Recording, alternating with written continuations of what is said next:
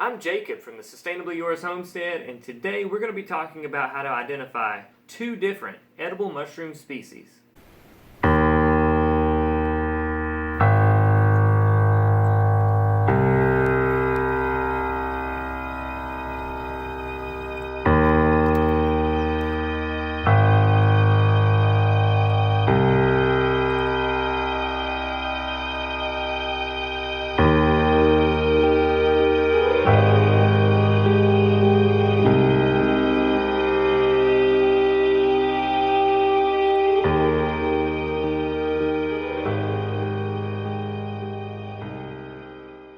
I was out in the woods in the back of our pasture yesterday. I was gathering up some old logs and things that I could use as the hugel mound to fill my Minecraft-style raised garden bed. And I happened across a couple of different species of mushrooms that I think are pretty interesting, so I wanted to share them here on the YouTubes.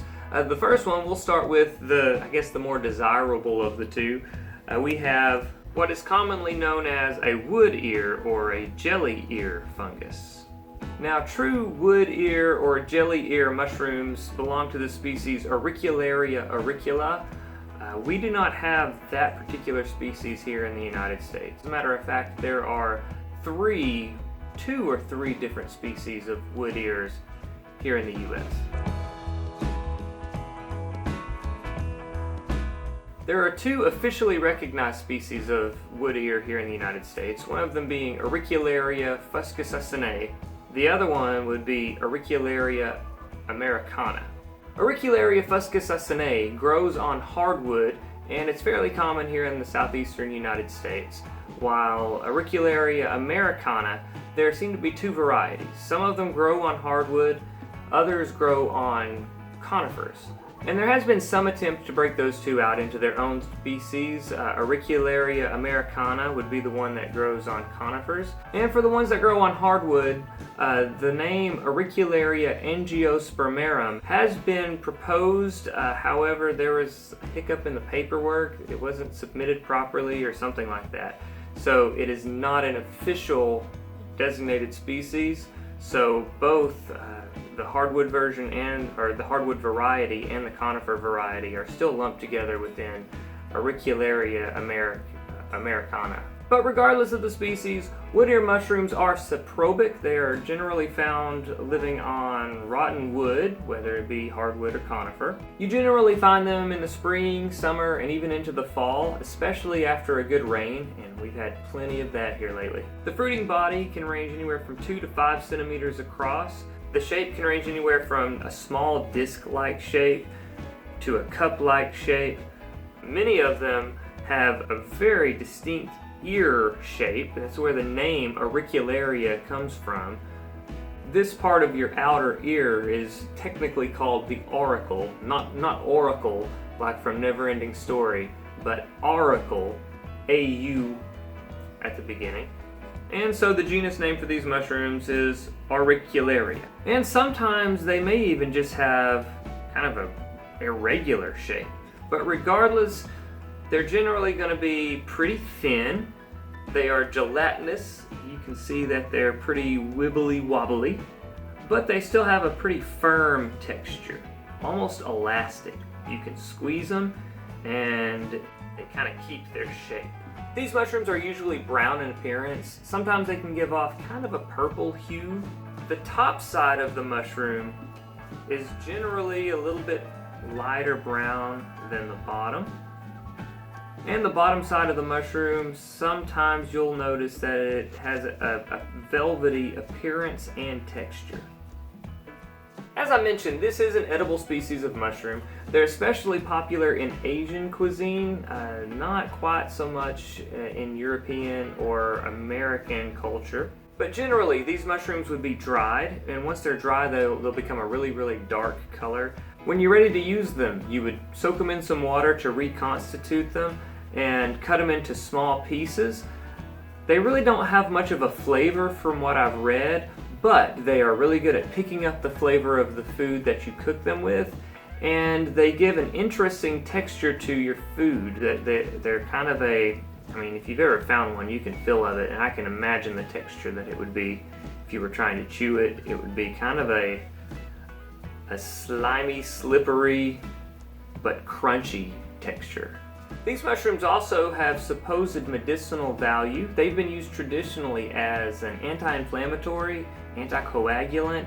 They apparently have anti-cancer properties, and they can help lower high cholesterol. And I found it interesting that most of those claims have been backed up by peer-reviewed scientific papers, at least as far as taking extract from these mushrooms. But I should specify that the experiments specifically used the species Auricularia auricula, not the varieties that you would find in the United States. So I'm not really sure if the medicinal value would translate over. But if you are going to choose to use these as food or medicine, do be careful, because if they have anticoagulant properties and you have trouble clotting, or if you're already on an anticoagulant, it could possibly cause trouble for you.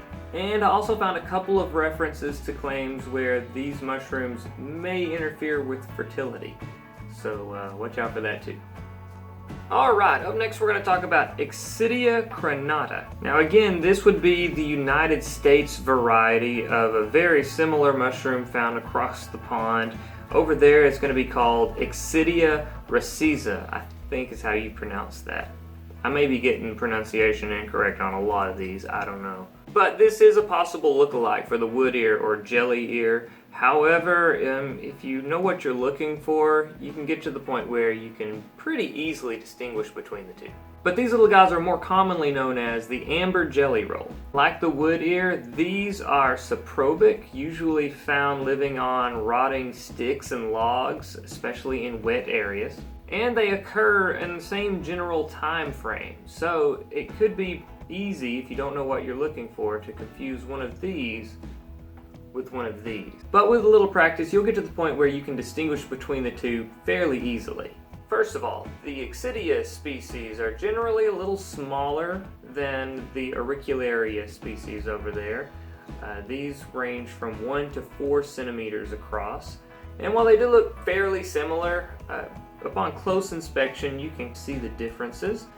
Notice that this Exidia crenata doesn't really have that ear shape to it.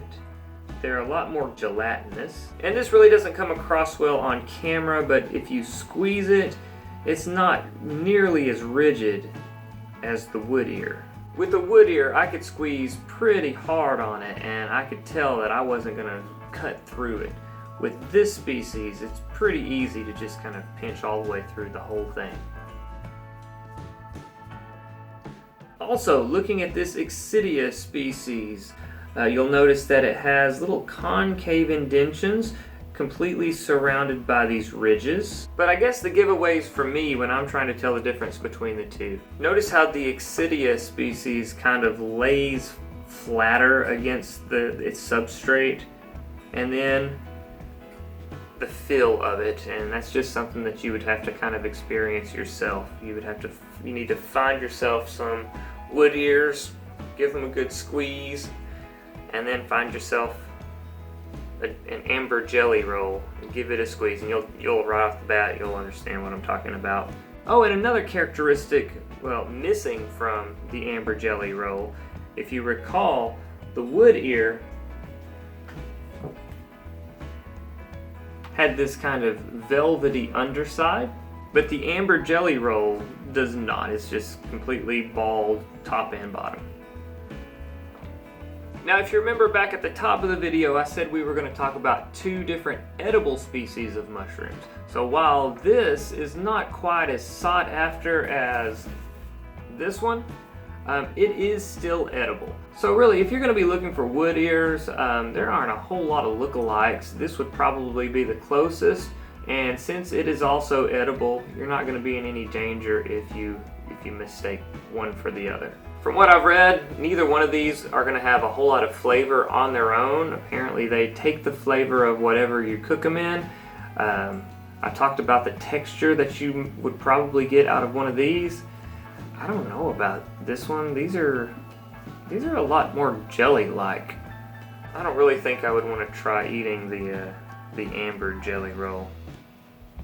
However, I do plan on harvesting these. I'm going to get them all cleaned up, and I'll dry them, and then sometime down the line, we'll find a good recipe and give them a try. But until then, thanks for watching this video. I really hope you enjoyed it. If so, be sure to give us a thumbs up and subscribe. And if you'd be interested in following along while we try and turn our home into a homestead, then be sure to ring that notification bell so you'll know when to be back for more daily, sustainable living.